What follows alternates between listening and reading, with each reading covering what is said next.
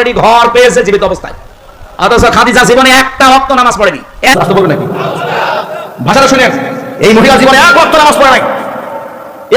আসে না, মা খাদিজাতুল কুবরা কি নামাজ পড়ছে না? এই কথা যেই ব্যক্তি বলতে পারে তার কি ঈমান আছে? কারণ উনি ইন্তেকালের পরে এই বিধানগুলো এসেছে। এক কথা বলেন না কেন? এখানে আমি না, ওনার জীবদ্দশায় তাআলা আনহা তিনি মারা গেছেন নবুয়তের 10ম সনে। কত সনে? কেউ না বুঝে বক্তারা বড় বার্তা বিশ্লেষণ করে ব্যাখ্যা করে, বক্তা হয়তো পরে ব্যাখ্যা করেছে কিন্তু ব্যাখ্যা বলতে চাইলে ওটা আবার ইউটিউবে রাখ। এই পৃথিবীতে একজনই মহিলা যে আল্লাহর সালাম পেয়েছে এবং জান্নাতে অলরেডি ঘর পেয়েছে জীবিত অবস্থায়, অথচ খাদিজা জীবনে একটা ওয়াক্ত নামাজ পড়েনি, এক ওয়াক্ত নামাজ পড়েনি, একটা রোজা রাখেনি, জীবনে একদিনের জন্য পর্দায় থাকেনি। বলেন, তার পুরা জীবন আমি পড়ে দেখেছি, জীবনে কোনোদিন তিনি পর্দায় ছিলেন না, নামাজ পড়লেন না, রোজা রাখলেন না, হজ করলেন না, যাকাতও দেননি, পর্দায়ও নেই, অথচ আল্লাহ সালাম দিয়েছে, জান্নাতে ঘর বানিয়ে পাঠিয়েছে। একটাই কারণ উনি ইন্তেকালের পরে এই বিধানগুলো নাযিল হয়, এজন্য উনি মানতে পারেন না। কিন্তু আল্লাহ তাকে খুশি হয়ে সালাম দিলেন কেন? জান্নাতে ঘর বানিয়ে সুসংবাদ পাঠালেন কেন? তার পুরা জীবন পড়ে দেখবেন, জীবনে এক সেকেন্ডের জন্যও কোনোদিন স্বামীর মনে উনি দুঃখ দেননি। খাদিজাতুল কুবরা আমাদের মা হন, আমাদের কি হন জোরে বলেন? মা খাদিজাতুল কুবরা রাদিয়াল্লাহু তাআলা আনহা তিনি ওয়াজ করতে গিয়ে বলছেন, এই দুনিয়ার মধ্যে একজন মহিলা যাকে আল্লাহ সালাম জানিয়েছেন, অথচ এই মহিলা জীবনে এক ওয়াক্ত নামাজ পড়ে নাই। নাউজুবিল্লাহ, আসতে বলবেন নাকি? ভাষাটা শুনেন, এই মহিলা জীবনে এক ওয়াক্ত নামাজ পড়ে নাই, এক দিনের জন্য রোজা রাখে নাই, জীবনেও যাকাত দেয় নাই, জীবনেও হজ করে নাই, শুধুমাত্র স্বামীর খেদমত করছে, এই জন্য আল্লাহ পাক তাকে সালাম দিয়েছেন। নাউজুবিল্লাহি মিন যালিক। এই নাউজুবিল্লাহ মুক্তাদা আসে না, মা খাদিজাতুল কুবরা কি নামাজ পড়ছে না? সে বলতাছে রোজা রাখে নাই, এমনকি খাদিজাতুল কুবরা রাদিয়াল্লাহু তাআলা আনহা জীবনে পর্দা করে নাই। এই কথা যেই ব্যক্তি বলতে পারে তার কি ঈমান আছে? এরপরে দেখেন নামাজ পড়ছি কি পড়ছে না। আমি একটা হাদিস নিয়ে আসছি, এই হাদিসটা হলো মুসনাদ আহমদের মধ্যে আছে। এই হাদিসটা আন যায়েদ ইবনে হারেসা রাদিয়াল্লাহু তাআলা আন قال আউয়ালু মান সাল্লা মা'আন নবী সাল্লাল্লাহু আলাইহি সাল্লাম খাদিজা সুম্মা আলী ইবনে আবি তালিব সুম্মা জাফর। রাসূল করিম সাল্লাল্লাহু আলাইহি সাল্লামের পেছনে সর্বপ্রথম নামাজ পড়েছেন, রাসূল করিম সাল্লাল্লাহু আলাইহি সাল্লামের সাথে সর্বপ্রথম নামাজ পড়েছেন তিনি কে? তিনি হলেন খাদিজাতুল কুবরা রাদিয়াল্লাহু তাআলা আনহা। সুবহানাল্লাহ। সুম্মা আলী ইবনে আবি তালিব রাদিয়াল্লাহু তাআলা আন, হযরত মাওলা আলী কাররামাল্লাহু তাআলা ওয়াজহুল কারীম, সুম্মা জাফর, অতঃপর জাফর। আর সেই ব্যক্তি বলতেছে মা খাদিজাতুল কুবরা রাদিয়াল্লাহু তাআলা আনহা জীবনে নাকি নামাজ পড়ে নাই। যে কাজ্জাব এই কথা বলতে পারে তাকে কি আন্তর্জাতিক চাপাবাজ, ফেসিবাদ এবং দালাল মৌলবী এবং মিথ্যাবাদী মৌলবী বলতে মাধবপুরবাসী কি কাউরে গোলানো করে কথা বলবে? শুনে, আর খাদিজাতুল কুবরা আসলেই তো তার জীবদ্দশায় এই বিধানগুলো পায়নি, কারণ উনি ইন্তেকালের পরে এই বিধানগুলো এসেছে। এক কথা বলেন না কেন? এখানে আমি না, যত আলেম আছে সবাইকে জিজ্ঞাসা করেন, একই কথা বলবেন। ওনার জীবদ্দশায় উনি পায়নি, ওনার ইন্তেকালের পরে এই বিষয়গুলো এসেছে। আর এটাকে কেন্দ্র করে আজ আমির হামজা ভাইয়ের বিরুদ্ধে এদেশের কিছু টুপিওয়ালারা এমন কায়দায় লেগেছে, মনে হচ্ছে হামজা ভাই ওনাদের জানের দুশমন। আমি নাম ধরেই বলছি, এই যে বাউল গিয়াসউদ্দিন তাহেরি, ঢাকা গাজীপুরের মাদানি লেখে, মদিনা বিশ্ববিদ্যালয় থেকে লেখাপড়া করেছে না কোন বিশ্ববিদ্যালয় থেকে লেখাপড়া করেছে, নামের শেষে মাদানি লেখছে, আন্দাজে লেগে গিয়েছে এদেশে ইসলাম প্রতিষ্ঠা যারা করতে যায় তাদের বিরুদ্ধে, হামজা ভাইয়ের বিরুদ্ধে। আমি বলছি আপনাকে বন্ধু, মন্তব্য করে কোনোদিন গন্তব্য ঠেকানো যায় না। মা খাদিজা রাদিয়াল্লাহু তাআলা আনহা তিনি মারা গেছেন নবুয়তের 10ম সনে। কত সনে? হিজরির 10ম সন না, কিন্তু নবীজি 40 বছর বয়সে 40 বছর 6 মাস 12 দিনে নবুয়তি পাইছে, মানে নবী হইছে, কোরআন নাজিল হইছে। এর 10 বছর পরে অর্থাৎ 50 বছর, নবীজির 50 বছর বয়সে আমাদের মা খাদিজা তিনি ইন্তেকাল করেন। আর নামাজ ফরজ হইছে মিরাজে। কবে? মিরাজে। কি নবীজি যখন গেছে মা খাদিজা কি তখন জীবিত ছিল? মারা যাওয়ার পরে কেউ কেউ বলছে যে আবু তালেবের মৃত্যুর কিছুদিন আগে অথবা আবু তালেবের মৃত্যুর কিছুদিন পরে। আবু তালেবও যখন মারা গেল, মা খাদিজাও যখন মারা গেল, তখন গান আল্লাহ পাক দেখলো যে নবীজির খুব কষ্ট হচ্ছে, তাকে দাওয়াত করে আল্লাহ নিজে তার বাড়িতে মেহমানদারি করালো। মিরাজের রাতে নিয়ে যায়, তিনি দিল 50 ওয়াক্ত নামাজ। তাহলে মা খাদিজা কি যখন জীবিত ছিল তখন কি নামাজ ফরজ ছিল? নামাজ ফরজ হয়েছে মিরাজে। নবীজির স্ত্রী মা খাদিজা ইন্তেকালের পরে 10ম বছরে যখন ইন্তেকাল করেন রমজান মাসে, মা খাদিজা ইন্তেকাল করে রমজান মাসের 619 খ্রিস্টাব্দে। তখন তার বয়স ছিল 65 বছর। কত বছর?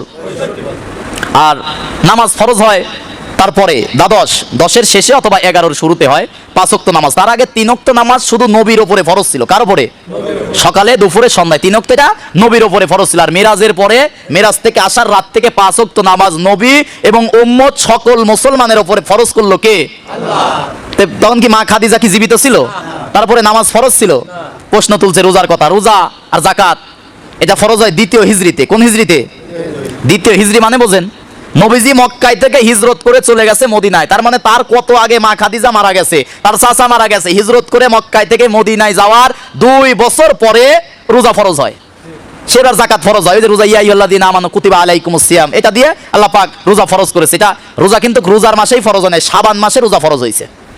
শাবান মাসে আল্লাহ পাক দিল। রোজার আসার আগেই বললো যে সামনে যে রমজান আসবে, এই রমজানে 30 দিন তোমাদের না খেয়ে সিয়াম সাধনা আল্লাহর হুকুম পালন করা লাগবে। সেটা আমরা করি না এখন 2য় হিজরিতে।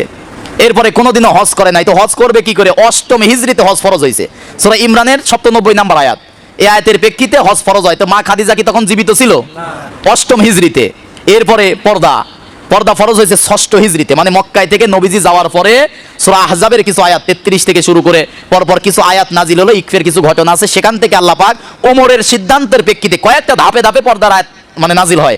ওমরের সিদ্ধান্তে ওমর রাদিয়াল্লাহু তাআলা আনহু একদিন মুড়ি খাচ্ছে একসাথে, রাসূল বসা, ওমর বসা, মা আয়েশা বসা মদিনাতে।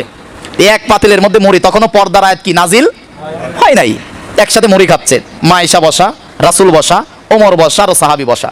তো এক পাতিলে এক পাল্লের মুড়ি খাইতে লাগলে হাতের সাথে গোতা লাগে না? তো ওমরের বারবার মা আয়েশার হাতের সাথে মুড়ি নেওয়ার সময় লাগতেছে। ওমরের মেজাজ এমনি গরম না? তো ওমর রাদিয়াল্লাহু তাআলা বলছে, ইয়া রাসূলুল্লাহ, এই একটু ঘরে রাখা যায় না? আমরা পুরুষ মানুষ, হাতের সাথে লাগতেছে, এটা হলো নাকি? এই ওমর হইল নাকি বলার প্রেক্ষিতে আল্লাহ ওহী নাজিল করে দিয়ে বলল যে মহিলারা আর পর্দা ছাড়া তাদের জবানের কথা পর্যন্ত আল্লাহ পর্দা করে দিয়ে ঘরের মধ্যে বন্দী করে দিল। সুবহানাল্লাহ কোন? ঘরের মধ্যে বন্দী মানে কি জেলখানায় দিছে?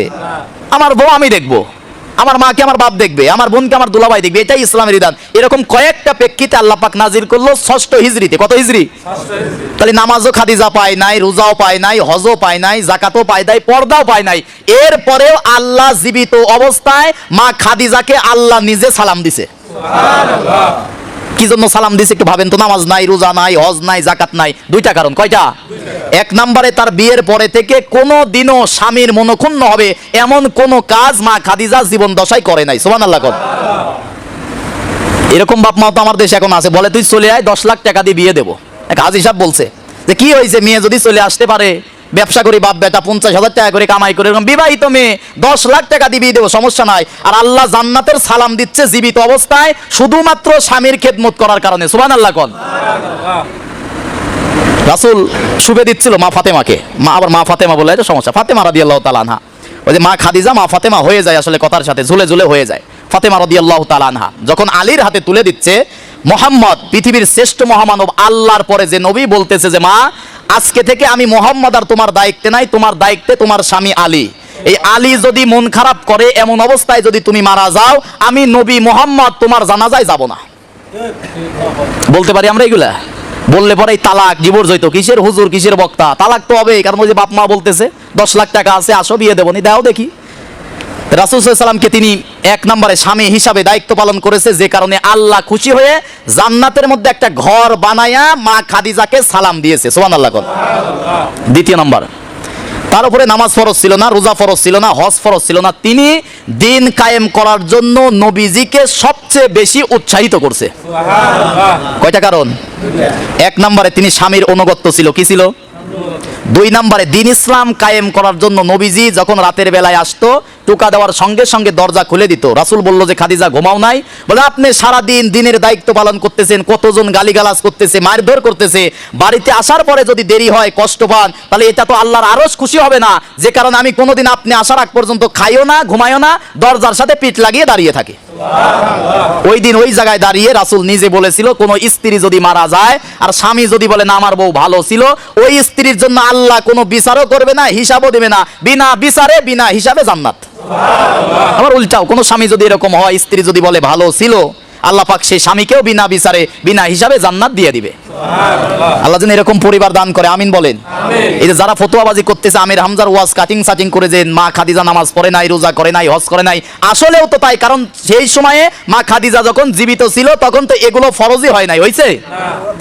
কিছুদিন আগে আমির হামদা এক জায়গায় ওয়াজ করছে যে মা খাদিজা এক ওয়াক্ত নামাজ পড়েনি, মা খাদিজা একটা রোজাও করেনি, মা খাদিজা একদিনও পর্দার মধ্যে ছিল না, মা খাদিজা হজও করেনি, একটা টাকা যাকাতও দেয়নি, তারপরও আল্লাহ তাআলা তাকে সালাম দিয়েছে, বেহেশতের মধ্যে আল্লাহ একটা ঘর বানিয়ে দিছে। এইটা আমির হামদা বলার পরে ফেসবুকে সেই সমালোচনা, যারা জানে না তারা তো সমালোচনা করবেই। এখন কতগুলো ফেসবুক মুক্তি হচ্ছে, যেরকম কথা ঠিক কিনা? এখন এইটা দেখে করে খাদিজার সামনে এরকম বেয়াদবিমূলক উচ্চারণ করলো। আসলে মা খাদিজা কখন মারা গেছে আপনার তো জানা লাগবে। আল্লাহ রাসূল তো মেরাজ করেছেন, মেরাজ করার কিছুদিন আগে মা খাদিজা দুনিয়া থেকে বিদায় নিচ্ছে। তাহলে মা খাদিজা যখন বিদায় নিল তখন নবী নামাজই পায়নি, নামাজ পাইছে মেরাজের রজনীতে 5 ওয়াক্ত। তাহলে খাদিজা মারা গেল কখন? নামাজ পাওয়ার আগে না পরে? আগে যদি মারা যায় নামাজ কোথায় পড়বে? হিজরির 2য় সালে আল্লাহ তাআলা রোজা দিয়েছে। নবী মক্কা থেকে মদিনায় হিজরত করার 2 বছর পরে আল্লাহ রোজা ফরজ করেছে। এখন আপনারা বলেন খাদিজা যখন মারা গেল তার কত বছর পরে? 3 বছর আর 2 বছর, 5 বছর পরে আল্লাহ রোজা দিল। তাহলে খাদিজা রোজা কোথায় করবে? জাকাত আইছে একই, রোজার বছরই জাকাত, তাহলে খাদিজা জাকাত কোথায় দিবে? হজ আইছে একেবারে হিজরতের 9ম বছরে হজ ফরজ, তাহলে খাদিজা হজ করতে হবে। আপনারা বলেন খাদিজার সময় পর্দার কোনো আইনই ছিল না, তাহলে খাদিজা পর্দা কেমনি করবে? এইগুলো না বুঝে বক্তারা বলা দরকার, বিশ্লেষণ করে ব্যাখ্যা করে। বক্তা হয়তো পরে ব্যাখ্যা করেছে কিন্তু ব্যাখ্যা বলতে যায়নি, ওটা আবার ইউটিউবের কাটিং করে ছাড়ে দিচ্ছে। কি করে ছাড়া দিচ্ছে? কাটিং করে ছাড়া দিচ্ছে। আর জনগণ ওরে বাবা রে,